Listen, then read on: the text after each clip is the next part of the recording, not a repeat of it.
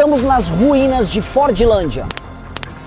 Ele falou assim, meu pai expulsou esses americanos, filha da p*** daqui. São só cruzes de crianças. Vem ver isso aqui. A malária gerou um morticínio aqui, cara. Muito maior do que a gente poderia imaginar. Galera, acho que essa aqui é a mais insólita de todas as nossas aventuras aí na pré-campanha, né? A gente tá no absoluto meio do nada. Meus amigos, eu estou na cidade de Fordlândia. Aí você vai falar, o que é Fordlândia? Tá vendo o nome aí? Conhece aquele F? É a Ford. Sabe a Ford que faz o carro, faz o Fiesta? Pois bem, a Ford resolveu instalar aqui, no meio do Pará, uma fábrica produtora de borracha. Eles extrariam a borracha, né, o látex das seringueiras, eles processariam nessa cidade, que é uma cidade barra fábrica, e ali eles fariam basicamente essa borracha condensada que era depois vulcanizada nos Estados Unidos. E é muito louco. Você olha para lá, toda a fábrica foi montada por ali, ó. Os barcos chegavam pelo rio, vinham pelo rio com os equipamentos, instalaram tudo isso por aqui, para tudo depois ser montado, né? A gente vai ver as instalações aqui, e aqui ser a expedição, ou seja, aqui era exportada a borracha que era produzida aqui em Fordlândia. Tudo muito louco, né? Porque você tenta imaginar, estamos nos anos 30, 100 anos atrás praticamente, os Estados Unidos estão no auge da sua expansão, saindo da crise econômica que eles tiveram, a crise de 29, e o homem mais rico do mundo, talvez, ele começa, né, a imaginar, não, preciso de borracha, né, ele estava naquela pira de verticalizar praticamente toda a produção, e aí ele queria ter a borracha pro pneu, para ter todos os componentes do famoso Ford T, o carro que ele fazia em série. Então, dentro daquela pira dele, ele acabou sendo enganado por um brasileiro que era parente do Santos Dumont. Esse cara enfiou umas terras nele, achou que ia dar tudo certo, só que a história não foi exatamente assim. Bora conferir. Aqui é um dos galpões que ficava a operação da Ford. Aqui, se você olhar ali pela janela, dá pra ver a caixa d'água grandona ali, ó. E a gente ainda tem resquícios dessa ocupação deles, né? Tudo muito maluco. Isso aqui parece filme de ficção científica, distópico. Ou já assistiram Lost? Sim. Né? Parece Lost, os caras montando num negócio tropical, uma operação meio industrial, né? Tem umas caixas aqui. E eles largaram mão apenas. Chegou a ver aqui embaixo? O Renan me disse, falou que vai subir na caixa de água aqui. Será? Hã? Chegou a ver as peças produzidas aqui embaixo? Estão tudo em estoque aqui. Peça produzida? Aqui, ó. Vai entrar, estão tudo guardadas as peças, abandonadas do nada. Tá aqui, ó. Vai entrar nos estoques aqui. Aqui devia ser a ferramentaria deles, né? Os tornos e tal, porque... Desenvolvimento de rodana, tudo. Só tem roupa da época, tem um monte de coisa. Ah, não vai ter roupa da época. Não. Tipo assim, isso aqui é do quê? Isso aqui Dá é pra o saber. estoque. Eles desenvolviam as peças e guardavam, olha lá. Rodana, tudo. Abandonado do nada e vai embora. Ah, que doido, né? Deixa eu ver. Deixa eu ver aqui. Desenvolviam as peças e estocaram. Aqui é o estoque das peças. Desenvolvimento.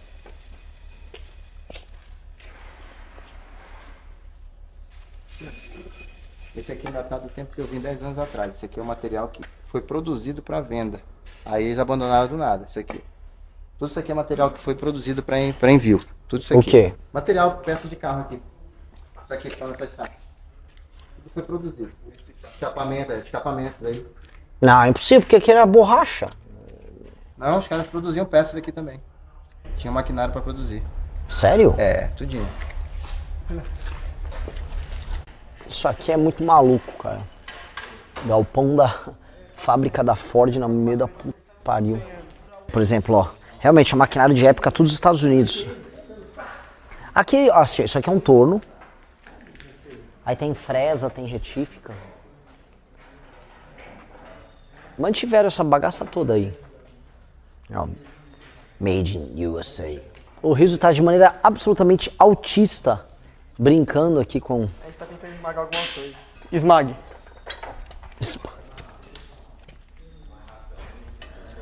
Força, capataz, força!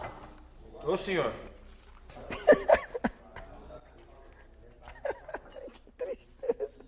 Isso realmente é quase uma arqueologia, né? A parte mais tétrica que tem aqui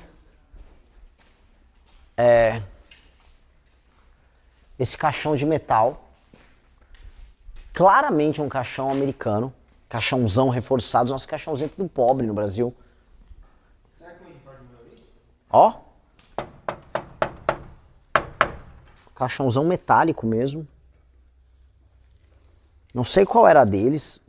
Será que tem a ver com alguma coisa sobre a malária, as doenças que aqui tinha? Sei lá, os caras mandaram trazer uns caixões dos Estados Unidos.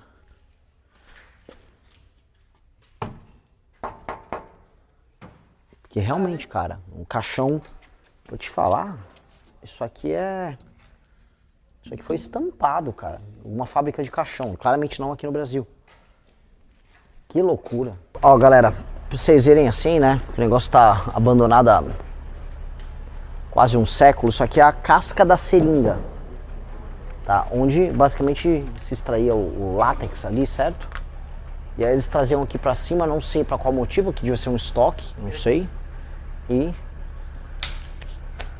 isso aqui tá meio, né, meio destruído, né? Destruído é um eufemismo. Então, o lugar o prédio tá condenado. A gente que é meio maluco de vir aqui. Não, eu quero um presidente com a coragem de entrar num galpão industrial de quase um século. De quase um século abandonado e condenado. O mundo era um lugar muito estranho nessa época. Os Estados Unidos estavam com aquela imaginação da excepcionalidade deles, em que eles se expandiam pelo mundo. Era um período pré-guerra, pós-crise de 29. E aí na pira, talvez a época o homem mais rico do mundo era ele, o Rockefeller, o Henry Ford saindo montando operações ao redor do planeta. Essa aqui, volto a colocar, completamente perdido no meio do nada do Pará. Isso aqui foi uma iniciativa das mais malucas, se aproveitando ainda que o Brasil produzia muita borracha, né? Depois isso foi transferido para a Ásia.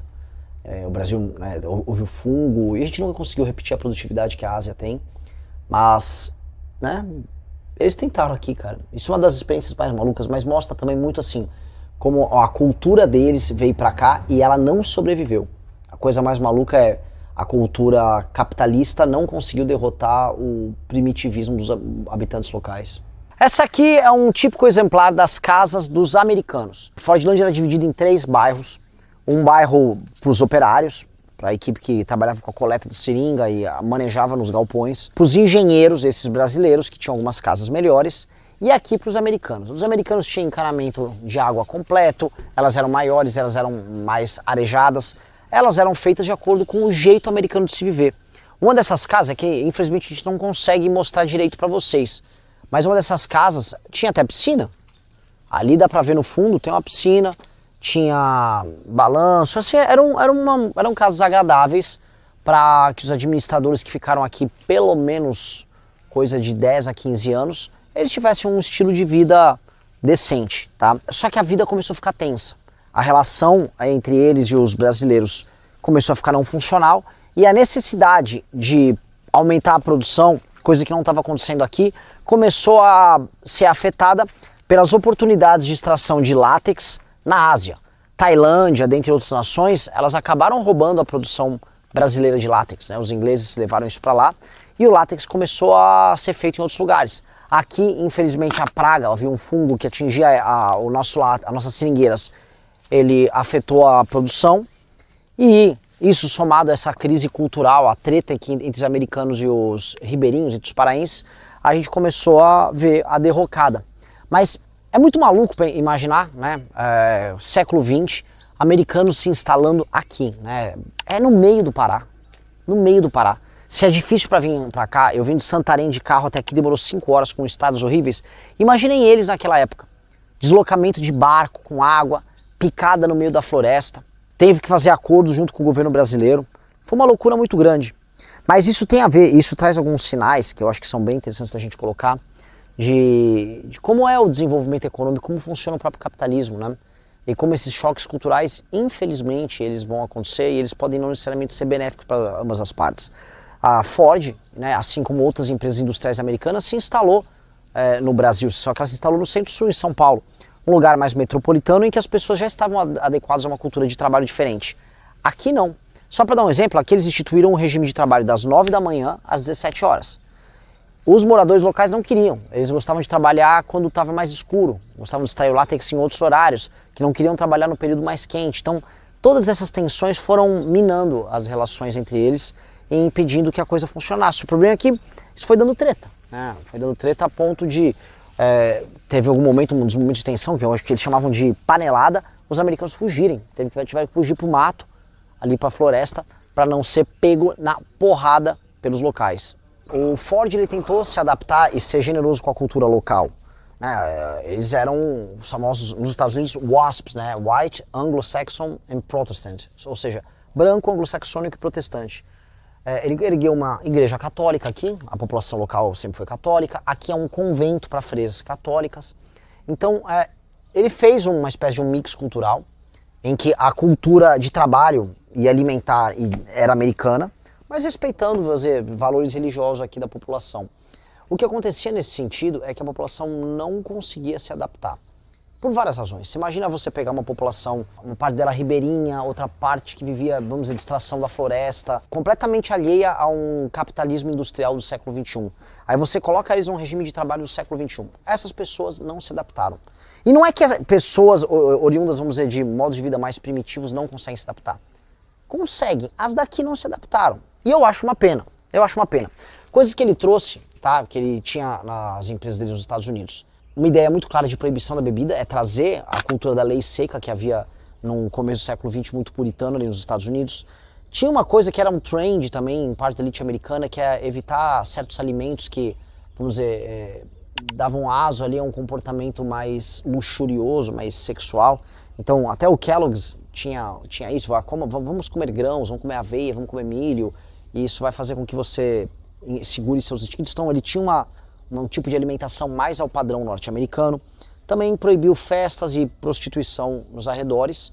E a galera daqui, os locais, não gostaram muito. Houve uma revolta, que foi conhecida como a Revolta das Panelas, que eles destruíram o refeitório e saíram perseguindo os engenheiros e os administradores americanos, que tiveram que inclusive fugir para a floresta, porque eles não gostavam de certas práticas. E quais eram as práticas? Um exemplo. Você tinha o horário do almoço. O horário do almoço, cara, qualquer fábrica é um horário restrito, 1 hora para almoço. A galera tinha, porém, uma cultura de alimentação, uma cultura, vamos dizer, alheia à do capitalismo industrial, em que eles queriam passar mais tempo comendo. Aí os americanos instituíram o modelo self-service, ou seja, tipo um bandejão. Você retirava a comida ali, colocava a comida no prato, comia e voltava para o trabalho. E eles se rebelaram com isso, saíram destruindo as panelas, destruindo os equipamentos, não gostaram daquilo. Tá? E aí aquilo começou a gerar uma tensão muito grande, mas não foi exatamente aí que o projeto acabou. É que um senhorzinho que acho que invadiu aqui, a gente perguntou, e aí, você tinha algum parente, tudo? Aí ele falou assim, meu pai expulsou esses americanos, filha da p*** daqui, ele junto a Getúlio Vargas, expulsou esses graduados de merda e tal. E aí, enfim, ou seja, deixou marcas a guerra, houve realmente uma guerra aqui. Tá rolando. Isso aqui é muito maluco, cara. Isso aqui é muito maluco.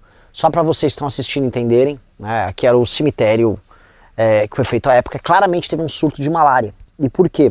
As pessoas, como a gente vai vendo pelas cruzes da época, elas morreram basicamente na mesma época. Então, você pega aqui essa americana, a Sarah. A Sarah Colbich, ela morreu em 30. Esse aqui, o John Tickleman, morreu em 34. Dá pra pegar aqui o nome deles?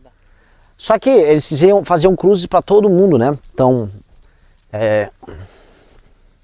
aqui já é uma pessoa brasileira. É o Inácio José da Silva, ele morreu em 33.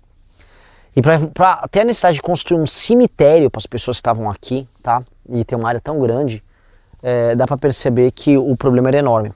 Uma coisa muito triste que acontece, né? Que é basicamente desrespeitar os cadáveres. Como os locais não conseguiram construir outro cemitério, então eles foram tirando as cruzes, ou seja, violando, né, o sepulcro aqui de quem estava enterrado, para colocarem outros mortos por cima. Então as cruzes das pessoas foram sendo jogadas. Essas cruzes menores, como vocês podem ver, são cruzes de crianças. E aí tem uma das cenas, parece de filme de terror, tá? Isso aqui é cena de filme de terror, parece que você vai invocar um espírito ali. São só cruzes de crianças. Vem ver isso aqui. Filho de Francisco Chaves, morto em 33. 30 de setembro de 33.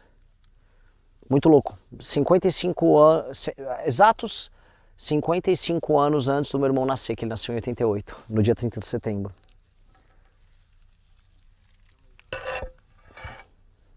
Então o que tem aqui são as cruzes, né? Aqui essas pequenas das crianças. Então a malária gerou um morticínio aqui, cara, muito maior do que a gente poderia imaginar, tá? Quem assistiu a série Lost sabe, né? Porque havia na série Lost um experimento do projeto Dharma numa ilha, um lugar tropical no meio do nada, tocado por americanos. Não é mais ou menos isso, né? Não é mais ou menos isso que a gente está vendo? Aqui eles ainda preservam algumas das cruzes da época. Então tá aqui em cima de uma cruz pré-existente, colocaram aqui da Lúcia Castro Soledade, morreu em 2021, né? Ela viveu quase 100 anos. É muito insano e é assim, a gente está num absoluto meio do nada. A gente imaginar que essas coisas aconteceram, né? Novamente, a incrível capacidade humana de buscar uma aventura. Porque o Brasil já é uma aventura muito estranha. Você pega um monte de português, sai lá da Europa, vem para esse lugar aqui, isso aqui é um inferno verde. É muito calor, é muito abafado. E monta um projeto nos trópicos, aí você vai tendo as camadas que vão se sobrepondo. Aqui é uma camada de, vamos dizer, capitalismo aventureiro americano, tentativa de colonização cultural, né? Eu tava vendo, realmente eles tentaram colocar só comida americana mesmo. Pêssego em lata, feijão em lata, o arroz marrom, né, o brown rice, pão integral. E os caras aqui não se adaptavam, o que é uma pena, porque havia carne, não muita, porque ele era contra o consumo exagerado de carne, mas era uma alimentação mais robusta. As pessoas aqui provavelmente eram subnutridas à época. E as pessoas normalmente tinham superstições com relação à forma de trabalhar. Eles não se adaptaram, né? Eles não se adaptaram, o que é uma pena. Apesar de que o problema cultural é só um dos problemas. Teve a malária, teve a praga. Várias camadas de cagada que... E logisticamente era muito ruim. Imagina você ter que botar toda a produção num barco, mandar o barco embora. E o barco que tinha que ir até os Estados Unidos. Foi assim... Foi uma puta de uma cagada. Foi. O Henry cometeu um erro muito básico, que foi não mandar pessoas antes aqui pra olhar. Eles já chegaram com a estrutura toda montada. Ele só confiou e veio, né? Aí entra uma outra coisa, né? Ele acabou confiando num malandro. As coisas não foram exatamente como foram prometidas. E só pra arrematar isso que é interessante, eles fizeram uma segunda tentativa, que foi na cidade de Belterra. Que nós passamos lá, até gravei um vídeo lá. Cidade muito bonitinha, parece que lá funcionou um pouco melhor por um tempo, mas também uma hora simplesmente não valia a pena, porque era mais fácil extrair látex na Ásia, e a Ásia deixou o Brasil muito para trás nisso. Aliás, como em praticamente tudo que interessa, a Ásia deixou a gente para trás. A gente até começa e a Ásia termina. Triste história aqui, tá? Mas assim, este aqui, o Pedrinho vive me zoando em todas essas viagens que a gente faz, sobre, muito místico. Isso aqui é bem místico, tá? Não, isso aqui eu estou no clima místico do Renan aqui. Realmente isso aqui é... Porque realmente assim, é um mundo gerado por americanos no meio de uma floresta, no meio do Pará. Isto é muito maluca, muito estranho. Tenta imaginar o drama dessas pessoas naquela época. Imagina você em 1930, com um surto de malária, você é um americano, tá perdido aqui. Você não tem como se comunicar com a sua família no outro continente. Você só quer ir embora ou trabalhar. Aqui eles oravam muito, eram pessoas muito religiosas. E aí não tinha como fugir, não tinha como fazer nada. Aí você próprio fabricava na fábrica as cruzes para enterrar seus colegas de trabalho. No caso aqui, eu já identifiquei 3 cruzes com nomes de americanos, né? Mas a maior parte das pessoas que morreram eram brasileiras. Então, é surreal. Né? Pesado. Foi muita gente, cara. Foram centenas de pessoas que morreram aqui. Não é brincadeira. Pois é, amigos, encerramos aqui a nossa aventura em Fordlândia, uma das aventuras mais bizarras que nós fizemos, e aguardem que tem mais. Talvez não tão bizarra, talvez não tão macabra, mas também divertida. Valeu!